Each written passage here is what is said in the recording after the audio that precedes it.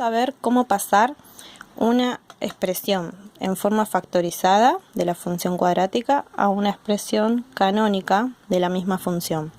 Como verán, hay varios tutoriales en donde simplemente realizando la distributiva dentro de los paréntesis se llega a la expresión polinómica y a partir de eso, utilizando una fórmula, llegan a encontrar el valor del vértice, que es lo que yo necesito para la expresión canónica.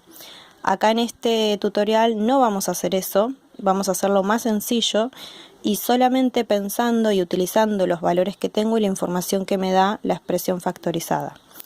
Nosotros acá observamos en los paréntesis que podemos ver las raíces sin necesidad de hacer ninguna cuenta ni pensar demasiado, tan solo observando cuándo todo esto me va a dar 0 y de ahí partimos que tenemos dos posibilidades, cuando el primer paréntesis me da 0 o cuando el segundo me da 0. Recuerden que acá hay un producto y con que uno de estos dos valga 0 ya hace que todo el valor de la función me dé 0.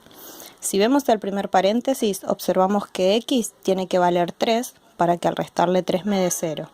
Entonces vemos que una raíz, x1, va a ser cuando x valga 3.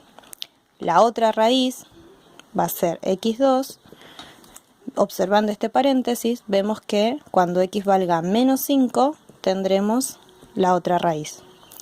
Ahora, si nosotros pensamos en el gráfico de lo que sería esta función, ¿sí? Tenemos una raíz que va a estar en 3, acá marcamos un puntito, y la otra que va a estar en menos 5. Por acá va a estar la otra raíz. Si yo me pongo a pensar en qué características cumple la función cuadrática, recordamos que el eje de simetría va a estar a la misma distancia de las dos raíces. Entonces, si yo quiero saber en qué valor voy a tener el eje de simetría, tan solo tengo que ver cuántos lugares o cuántos valores tengo entre menos 5 y 3. Vamos a contar solo considerando los valores enteros. De acá hasta el 0 tenemos 5 lugares. Y de acá hasta acá tenemos 3. Quiere decir que en total vamos a tener 8 lugares. Si el eje de simetría está a la misma distancia de las dos raíces, tiene que pasar por el punto medio entre estos dos valores. Quiere decir que voy a estar, dijimos que había 8 lugares entre menos 5 y 3, entonces esos 8 lugares lo divido por 2 y me va a dar 4, que sería la mitad. No va a estar en el valor 4 ni menos 4. Ese 4 lo que representa es la distancia que va a tener desde menos 5 hasta el eje o desde 3 hasta el eje. Me tengo que mover de menos 5 4 lugares o de 3 4 lugares para atrás. En este caso voy a estar en menos 1.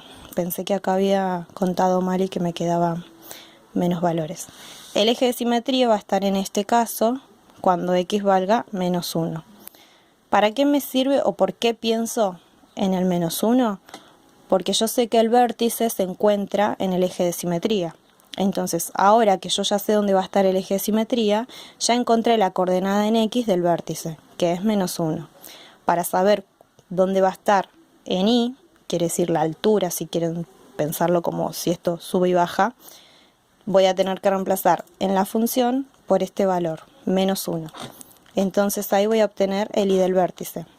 Cuando x vale menos 1, en ambos paréntesis, obtengo la coordenada en y. Menos 1 menos 3 me va a quedar menos 4, y acá menos 1 más 5 me va a quedar 4 positivo. Quiere decir que la coordenada en y del vértice va a estar en menos 4 por 4, menos 16.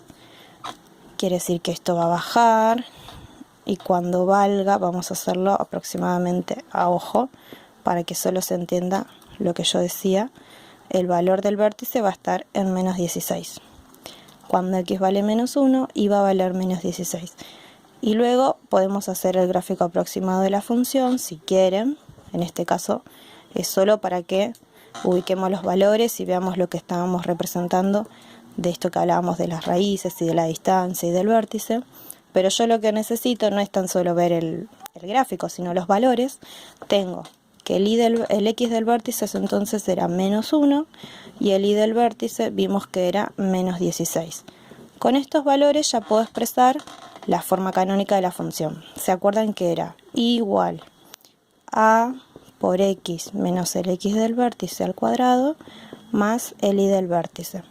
Esa era la expresión general de la forma canónica de la función cuadrática. Si yo ahora quiero con estos valores escribir la que corresponde a esta misma función que yo tenía, tan solo voy a escribir el valor de a era el valor que estaba siempre adelante multiplicando los paréntesis. Como yo acá no tengo ningún valor escrito, sabemos que es un 1 el valor de a. En este caso no lo voy a poner tampoco porque no difiere de nada. Lo que sí voy a poner es este x, que siempre se mantiene, y acá cuando dice menos el x del vértice, yo lo que tengo que considerar es el opuesto al x del vértice que había encontrado. Si en este caso me quedó menos 1, acá lo opuesto va a ser más 1. Y la coordenada de ni respetamos siempre el signo. Entonces queda menos 16. Quiere decir que esta expresión que yo tengo acá, de esta función, va a ser la misma que esta que está acá. La función va a ser la misma que grafiqué, con los mismos valores en las raíces, se va a respetar lo mismo. Lo único que hice fue pasar de esta función que está expresada en forma factorizada a esta otra que está expresada en forma canónica. Y las dos son la misma función, sin necesidad de hacerla distributiva, llegar a la forma polinómica, buscar la fórmula que me permite hallar el vértice, tan solo pensando en que tengo las raíces que me da la función con solo ver el paréntesis, encuentro el eje de simetría que va a estar a la misma distancia de cada una de las raíces, y a partir de ese valor que yo ya veo, lo reemplazo en la función y obtengo el y del vértice. Y con esos dos valores ya puedo llegar a la forma canónica. Eso es todo.